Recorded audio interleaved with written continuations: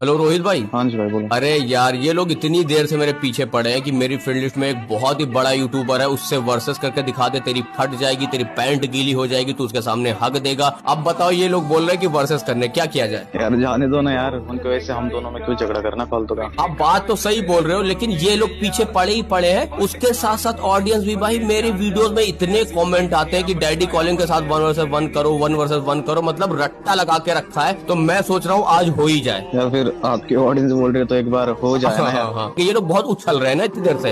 आओ मैं बनाता हूँ।